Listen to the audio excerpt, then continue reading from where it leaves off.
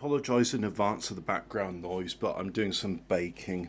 So, look at that. The main boiler is on. And it's 16 degrees in my room. So, I've brought in coal, both for myself and the main boiler.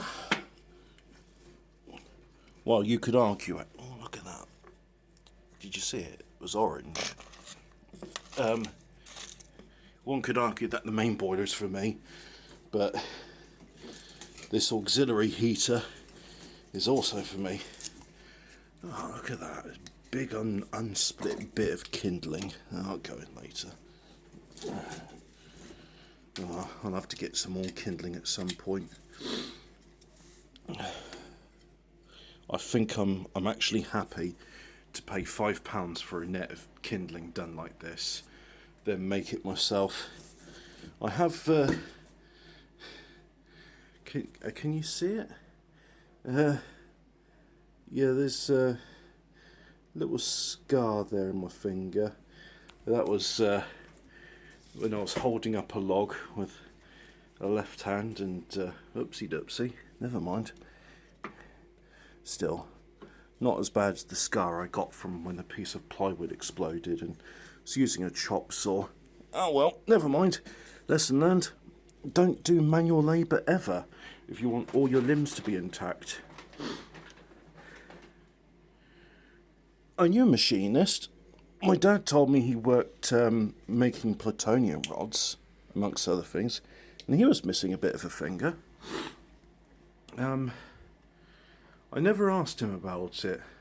I always felt he'd volunteer the information if he felt like it, and he never did. But I did ask him about, he said, oh, I can't even remember what he said about plutonium. I think it's saying of like, you preferred machining lead, but I think everybody prefers to machine lead because it's like a metallic clay in some ways. It's very malleable. I suppose if you got your hands on it, machining gold would be a nice thing to do. I mean, I'd like to put some gold on a lathe and just like, oh, okay, I'm making a bearing from this, and what are we doing with the shavings? Oh, the shavings have to be accounted for. Oh, okay then. You know, it's like your gold billet weighs 40 grams and the machined piece is 36.8 grams, so the difference is being accounted for. You're not having a free 3.2 grams of... I think 3.2 grams, is that the weight of a troy ounce? Put answers in the comment how much a troy ounce weighs, but a troy ounce of gold is not an insubstantial piece of value. It's... Put it this way, if someone said to me, Hobbit, Merry Christmas, here's a sovereign, I'd be like, here's a Krugerrand, thank you very much. I think Krugerrands are bigger though, aren't they? Is a sovereign an eighth of an ounce? How much is 3.2 grams in troy ounces? I don't know. Is gold measured in troy ounces? What is a troy ounce? I don't know the answers to these questions, but yeah. God, it's cold. And it's very, very dark. And I hope you're doing the best you can during the winter. Some of us don't do very well with winter and look forward to the returning of the longer days, and so that's why I enjoy the December the 21st, the winter equinox. No, it's not equinox. Solstice, that's it. December the 21st is the shortest day of the year, and then up until the 25th of December there's no appreciable well, this is what I've been told, at least. I've never done the observations myself, and it's nigh on impossible to do in this country because of constant cloud cover, which feels artificial to me. But I've been told that December the 21st up until the 24th, the sun does not rise higher in the sky, which makes sense because if you were to plot it in the graph, the positions of the sun and the length of day, you'll get a sine wave. So towards either either solstice, that's where you got the peak of it, and the peak of any wave, unless it's a triangle wave or a square wave. Okay, so the peak of a sine wave, that's the flattest part. That's where you have the least amount of direction change. So I guess yeah, December the 21st until Christmas Day, no difference. And then Christmas Day, oh look, it's getting a bit lighter. Days are getting longer, and then you've got an equinox sometime in what, April, March, I forget when, and yeah, that's it really.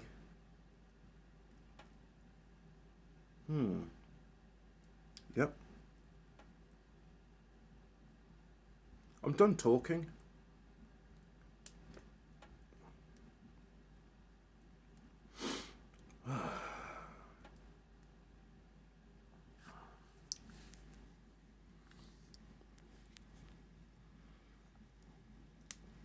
That wood's going good. Nice. I haven't poked my fire in a while. Let's have a look at the ashtray. Well, the ashtray looks relatively empty. Mind you, I don't have the fire on all day. I have it on for about 8 hours. Then I just let it peter out. And thanks to these smokeless briquettes, they put out a fair bit of heat just smouldering away. So it's enough to keep it around about 18 degrees. And then at 18 degrees, I'm comfortable. It says 17.2, so let's try and make this inclusive to the Americans. So that's 63 degrees. I imagine 1865, but anywhere from 65 up until 90, really comfortable. What is 90? Well, look, Americans, you can do the conversion for me. I like the temperature between not 20. 20 is already a bit cold. If I'm talking about shorts and shirt weather, 25 to 30 degrees is what I really like. It's what I grew up with.